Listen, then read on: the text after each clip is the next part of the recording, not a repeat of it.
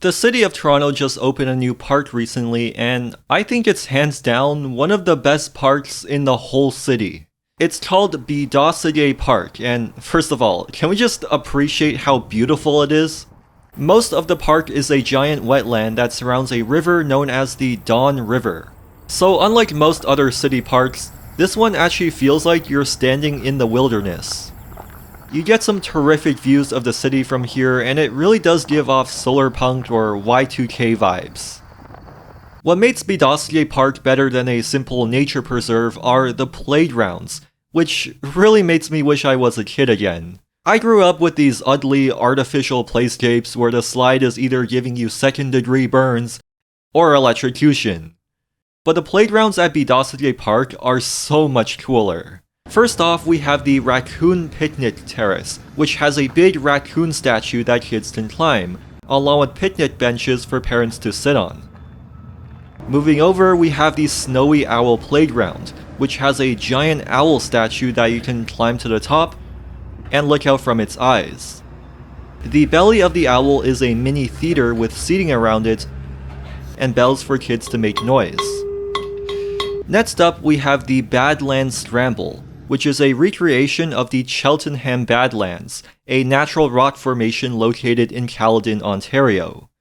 This playground has a lot of sand, a wooden beaver dam for kids to climb, as well as several water pumps.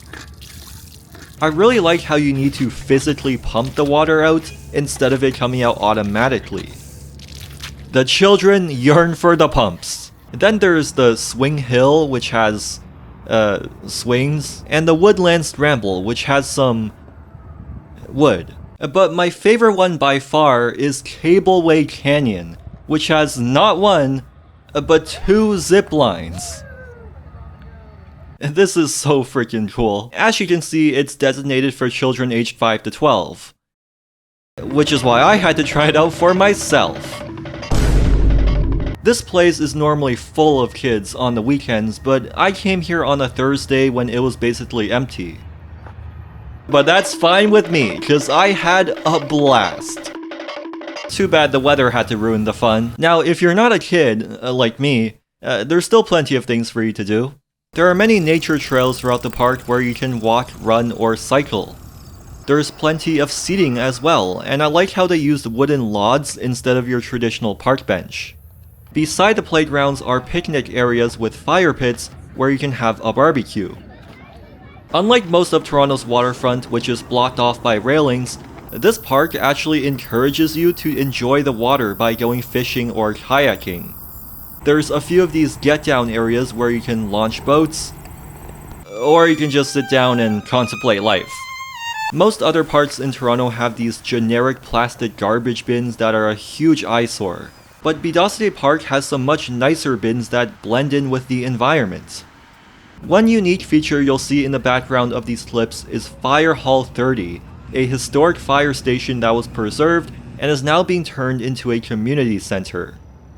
So you might have noticed that a common theme here is nature. Studies show that human connection with nature has declined by over 60% since the 1800s, and this is one of the root causes behind the climate crisis. The best way to change that is to significantly increase the amount of green spaces within cities and to introduce children to nature from a young age. That's why so much of the park, especially the playgrounds, are nature themed. And it's why the park encourages you to directly interact with nature. It's also why the park itself will eventually be integrated into a new residential neighborhood as part of a massive project to restore Toronto's waterfront. Biidaasige Park is located to the east of downtown Toronto, where the Don River flows into Lake Ontario. The Don is a huge river valley system that stretches from the lake all the way to the northern suburbs of Toronto, with lots of parks, trails, and ravines alongside it. Historically, the entrance of the Don River was a natural marshland, but as Toronto industrialized in the 19th century, it became heavily polluted with sewage and waste. In response, the lower Don River was straightened and the entire marshland was filled in to create a massive industrial area known as the Portlands. As a result, the entrance of the river got redirected through the Keating Channel with a sharp 90-degree angle, which made the surrounding area prone to flooding. By the 1970s, most of the industries had moved away, but since the Portlands was so polluted and prone to flooding, it never got redeveloped. It became a place for all those things that a city needs but no one wants to live next to, like water treatment plants and mail depots. But as a 15-minute bike ride from downtown Toronto, the Portlands is also prime real estate. That's why in the early 2000s, the agency known as Waterfront Toronto created a plan to restore and naturalize the entrance of the Don River, which will prevent flooding and open up this entire area for redevelopment. The plan was to create a new outlet for the Don River so that it flows much more naturally into Lake Ontario. Now, neither Google nor Apple have updated their maps yet. You better get onto it, guys. But you can see from satellite imagery how they basically carved out this entire river and filled it in with water, which formed a new island called Ookwemin Minising. The river was designed to curve and meander just like how it would have done so naturally. The banks are also reinforced with wood and rots to prevent erosion. At the southern end of Biidaasige Park is a greenway that will serve as an emergency outlet for the river during a heavy storm. Alongside this new river will be one big continuous green belt, which of course includes Biidaasige Park, but a few other smaller parts are also being created as we speak. These green spaces form a new river valley that will protect the future developments from flooding if the water level rises. And of course, it's not just humans who benefit from this. So much wildlife has returned to this area for the first time in over 100 years. By restoring the Don River to a natural state, this project helps undo the damage caused by European colonizers. In fact, the name of the park itself was chosen by the Indigenous community. Biidaasige translates to sunlight shining towards us in Anishinaabe-Moan. And the name of the island, Ookwemin Minising, translates to Place of the Black Cherry Trees. This is great, and I really wish more places in the city had Indigenous names. Most Torontonians might have a hard time pronouncing them at first, but keep in mind, we already have places called Mississauga and Etobicoke, which are also Indigenous names, so it just takes time to get used to. Biidaasige Park was also purposely designed to connect people with Indigenous culture. Throughout the playgrounds, you'll see these animal sculptures which are called totems. These are important to Anishinaabe culture, where every clan or family line is symbolized by a different animal. So this project was a huge step in reconciling with Canada's Indigenous people. But once again, the main goal here was to protect Ookwemin Minising from flooding, because the island will eventually be home to a new neighborhood of 15,000 people. When your city is building a new neighborhood from scratch, they're starting from a completely blank slate. They can basically build whatever they want without opposition. So that means whatever your city does end up building shows what their true priorities are. For example, the Tanga district in Singapore was an old military site that's being transformed into a new sustainable, car-light, eco-smart city. But when you look at how the roads here are designed, becoming car-light doesn't actually seem like their priority.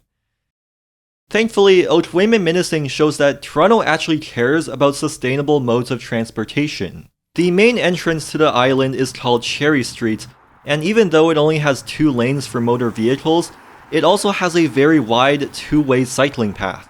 High-quality separated bike lanes are built on every road throughout the island, with protected intersections at every junction. These bike lanes are connected to major cycling trails like the Martin Goodman Trail, which runs along Toronto's waterfront, as well as the Don River Trail, which runs through the Don Valley. So using these trails, you can easily cycle to many other destinations within 15 minutes. This area is now by far one of the best places to cycle in the whole city, which is why there's constantly so many people cycling here. When you build good cycling infrastructure, people will use it. Cherry Street also has a second bridge that will be used for the Waterfront East LRT. a new streetcar line that will connect the island to Union Station.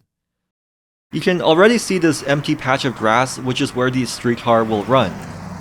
This LRT will also serve these new developments along Toronto's eastern waterfront, which in total will have more than 100,000 new residents. The renderings for this LRT line look really good. It feels very similar to the Harbourfront streetcar, which is probably the fastest streetcar line in Toronto and runs on arguably the best street in Toronto. The only problem is that the Waterfront East LRT hasn't started construction yet due to a lack of funding. So your only transit option right now is a bus. Now, this bus comes every 10 minutes and has dedicated bus lanes, so it's not bad, but it's probably not going to be enough capacity for the amount of density here. In a previous video, I compared Ookwemin Minising to Ashbridge in Amsterdam, which is also a new waterfront neighborhood built on an artificial island. Amsterdam built a new tram line to the island before all the buildings were constructed, which gave new residents access to public transit as soon as they moved in. Meanwhile, the Waterfront East LRT is not expected to be completed until the mid-2030s, and by then, a lot of the new residents here will probably get used to driving a car, especially when there's an elevated highway nearby known as the Gardiner Expressway. And below the Gardiner, there's a road called Lakeshore Boulevard, which is effectively another highway. The Gardiner was built in the 1950s, so it's in really bad shape. But instead of tearing it down like what many other cities did with their waterfront highways, it's undergoing a long and expensive renovation project. So in other words, this highway is here to stay for at least several more decades, and if we don't want more traffic in downtown Toronto, we really should have better public transit as soon as possible.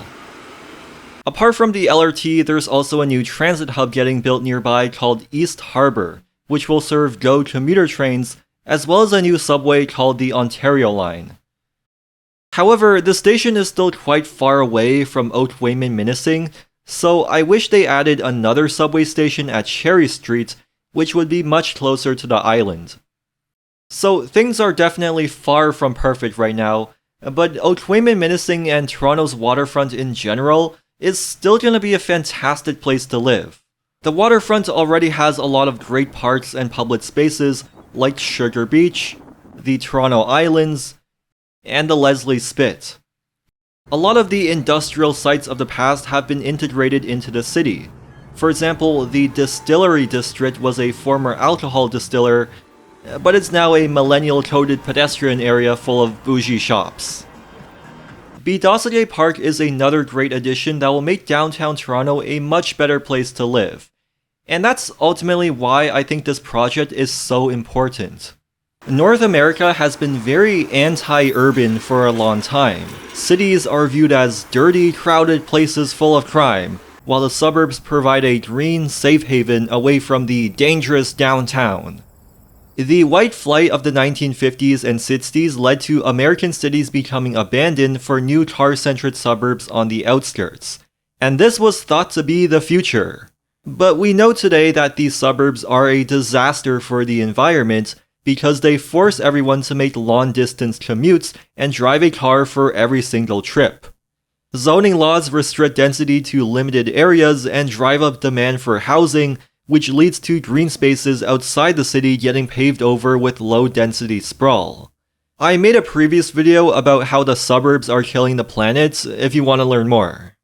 All this driving kills thousands of people every year, creates health problems, worsens traffic, and bankrupts cities from expensive infrastructure costs. For these reasons, we need more people to live in dense urban neighborhoods if we want a sustainable future. And that doesn't have to come at the cost of being close to nature. Because Biidaasige Park and the future plans for the area show that rather than escaping the city to find nature, it's better to integrate nature into the city. And that's ultimately what the future of cities should be. Hello. So YouTube just released a new feature to help small creators like me. Within the first 7 days of this video being uploaded, you can click on the hype button down below, which will help recommend this video to more people. Now, if you're watching this after the first 7 days, you can still support this channel by liking and subscribing, or check out my Patreon where I post bonus content as well as all my videos early and ad-free. Goodbye.